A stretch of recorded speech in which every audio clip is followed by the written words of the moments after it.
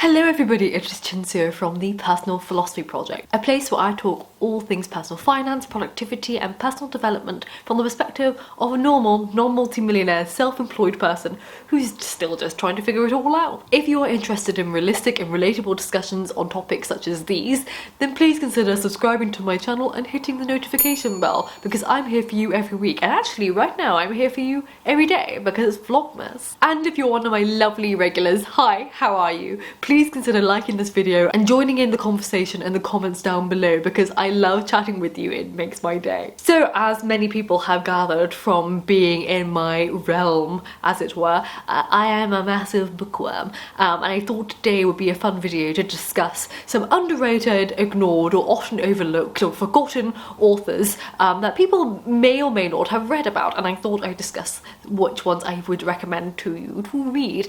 Now, all of these authors are not necessarily completely unheard of, quite a couple of them are famous. However, despite being quite famous, some of these authors are not widely read, largely because people think they're overhyped and thus actually underrated as a majority, or people think that they're just too elitist of some degree. And I'm here to share with you the authors that I think that you should invest in reading in the next year, particularly if you're interested in like literary fiction and also a bit of non-fiction here and there. So the first author I'm going to discuss is Clarice Lispector, who is a Brazilian author but technically born in the Ukraine and moved over to Brazil during the First World War with her parents when she was very young and therefore classified as a Brazilian writer. I've discussed Clarice Lispector in one of my Books That Made Me series, which is a video series I do at the end of every year to share with you the books that I read. I have a playlist, and also I will be doing one this year. Obviously, it's my tradition, so make sure you're subscribed.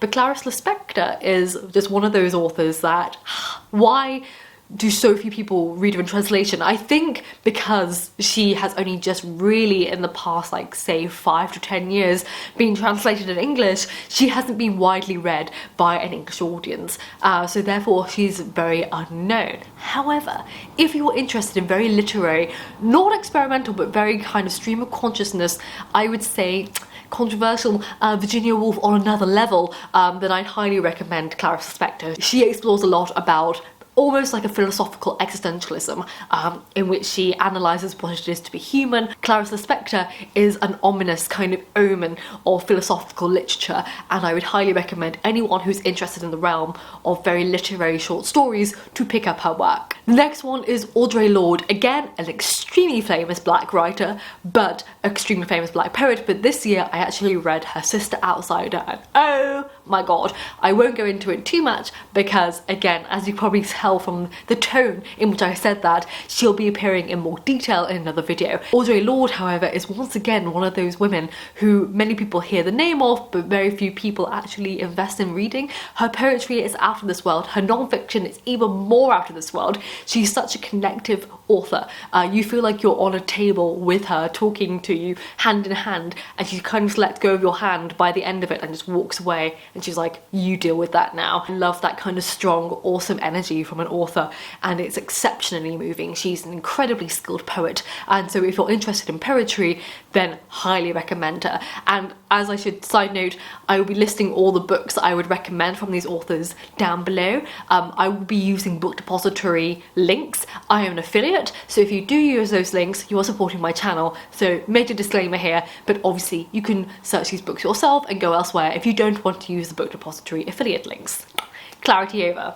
The next one, again, is another author which people have heard of. She's not that famous, and people see her books and immediately overlook them for aesthetic reasons, and that is Barbara Pym. Barbara Pym is an English author, or should say was an English author, who is very much known for satirical, witty writing, and when you look at her text, she looks very much so as kind of a twee English ladies author, so people tend to not pick up Barbara Pym, but I would argue she's one of those that's actually very much of a Jane Austen of her time. She's exceptionally sarcastic and witty from the perspective of a woman in that period where she was kind of being very sly with her comments, in the same way Jane Austen was a product of her time in doing that herself. I found her incredibly funny. I don't know why more people don't read Barbara Pym. I thought she was just brilliantly witty, and I would highly recommend. Whilst we're in the realm of Barbara Pym's, I have to mention this, she's an exceptionally famous author, but again, people who potentially watch my channel, potentially are into kind of more like, oh, I don't know, that kind of literary realm, and they may not look at this book and think, yes, I'm going to read that, I would highly recommend Elena Ferrante. Again, you look at that book and go, that's an ugly, girly cover, I don't want to read that. It's vile and it reflects nothing of what the contents of the book. Elena Ferrante's My Brilliant Friend is exceptionally written, and I can't wait to start the second book in her series. The series focuses on two young girls who are exceptionally academically driven for different reasons during a very poverty-stricken Naples. It's incredibly poetic but also incredibly moving and powerful, particularly from a young girl's perspective, and I know I related a lot to the dynamic of growing up in this kind of like educational rat race when you come from a background in which you're not financially level with those that you're playing along with, and relying very much so on your grants and on your academic results to continue your ventures in there because you don't belong there, felt very much relatable to me, even though I wasn't from such a poverty-stricken background. But I related a lot to the process of trying to fit in into the educational realm where I didn't really technically socio-economically belong, and I loved it. I think she explores it beautifully, and very few books organically leave on a cliffhanger like that, particularly in the literary realm. They tend to wrap up quite neatly, so I'm very excited to start book 2 next year. The next one I'd like to mention is again somebody that not many people hear of, but is again one of those authors that I'm going to happily have in my casket with me as I get cremated. It is Hermann Brock. Hermann Brock is an Austrian writer, or again was an Austrian writer, who was a Jew through the Auschwitz, and he wrote most of his books afterwards. He's incredibly classicist, so if you're interested in classical literature, his most famous work is The Death of Virgil, and it is like one of my ultimate favourite books of all time. He's incredibly poetic, he's incredibly intelligent, and you feel it through his writing. He's exceptionally in tune with human emotion, perhaps potentially what he went through. As you can imagine, there's a lot of strength behind his writing as well as a lot of delicacy, so I'd highly recommend looking into Hermann Brock. He's hard to find, you have to normally order it elsewhere. They're not casually in print. Highly recommend that you pick it up. Next one's a funny one because you're going to be like, really? We all know about him, but have you actually read him? Ovid, somebody which everybody knows about and very few people read. Ovid is just an incredible writer. Perhaps I was able to appreciate him on a different level, having studied classics, so I could understand the politicism underlying the sarky note of his work. He's very much rubbing Augustus's nose in the dirt as he is taking the mick out of his like majesticity, but Ovid is an incredibly powerful writer. A lot of the translations out there are exceptionally well done. I will link down below which translation I would recommend of the Metamorphoses. Oh, it's so hard to say he is my favourite classical writer because again, Homer, how can you like deny Homer?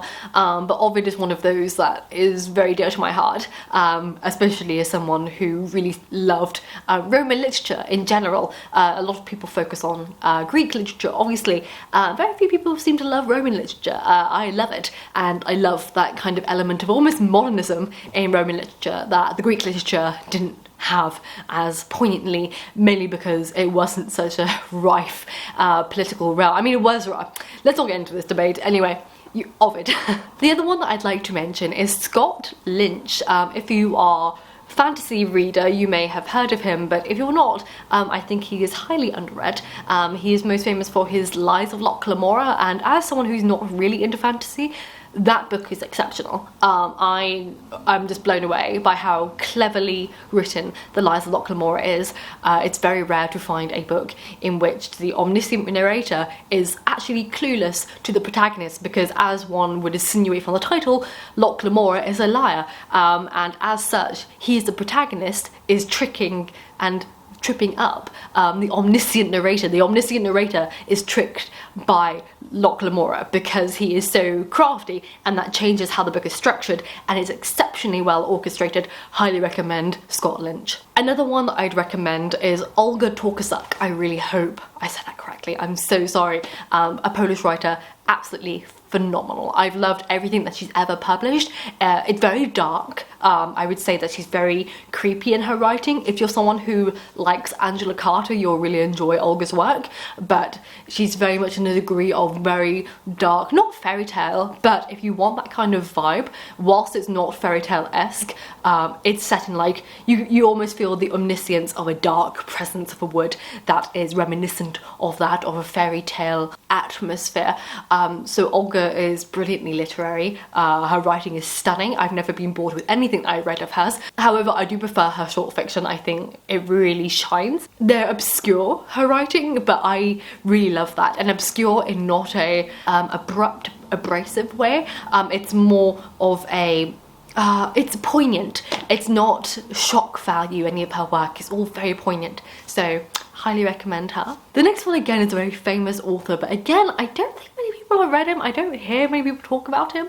I mean, you probably have, but not many people talk about him online, so I'm going to give him the shout out. Milan Kundera, fantastic writer. If you again love that kind of existentialist philosophical dwellings of the self, then Milan Kundera is definitely up your street. The Unbearable Likeness of Being is again famous for a reason, but people kind of, there's a weird atmosphere of people hearing about famous books and then going, that's famous and must be very good, and then just don't read it. I'm guilty of that. There are certain books that are on my shelf, like War and Peace, Les Miserables, The Hunchback of Notre Dame, which I'm like, that must be really good. I haven't read it, but I assume it's very good. I put it off and off because I just assume it will be good. But I never get around to it, and I think people have that with Milan Kundera. He's awesome. He's a fantastic writer, and also every translation has been done exceptionally well. You get that transience. So again, if you're someone who enjoys transience philosophical writings with a degree of wit and social commentary, but more of the self, then highly recommend him. Another one that doesn't get enough credit, but most people know him, is Italo Calvino. Again, he's going in my casket with me. His Complete Cosmicomics, to be exact. The Complete Cosmicomics is a short story collection, but with the same narrator. And this narrator is this weird little creature which is called like Quokka. I can't really pronounce it. It's spelled like this. And this little like being basically is present through the beginning of time and narrates each little area of time of the cosmos to present day, taking the form of various different things from like stones to atoms to creatures, etc. And it's brilliantly done. So I would highly recommend The Complete Cosmicomics. Italo Calvino is stunning for a reason. Most people read If on a Winter's Night a Traveller, which is like his most average work. Like, why do people read that and not The Complete Cosmicomics? I can't wait to read his Italian folktales. It's again one of those books I'm so excited to read that I'm scared to read it and it to be over, which is a weird habit that I have with my books, but I will get to it. Another one that a lot of people have heard the name of but haven't read is Angela Davis. Wow! If you love non-fiction, highly recommend her. She's an exceptionally powerful writer.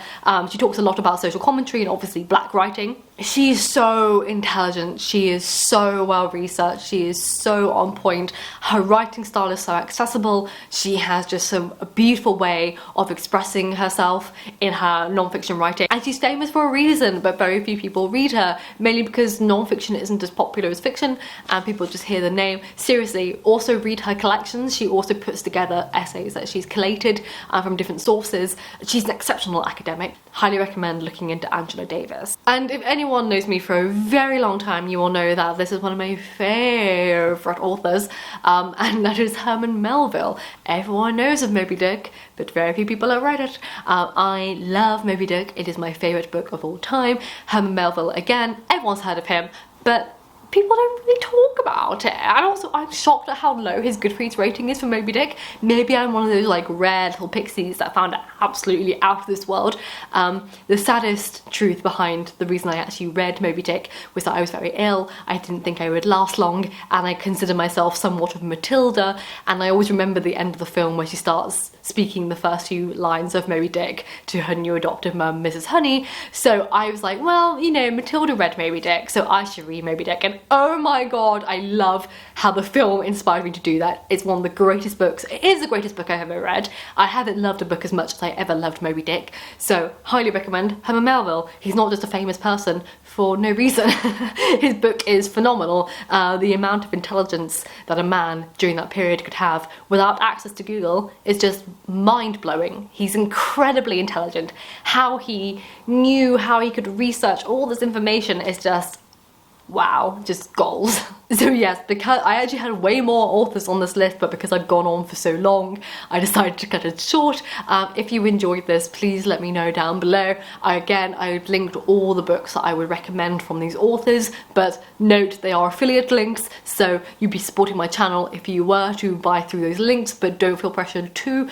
You can go elsewhere. So thank you very much for watching. I hope you're happy and healthy, and I will see you tomorrow for another video. And remember, books save lives, so keep reading.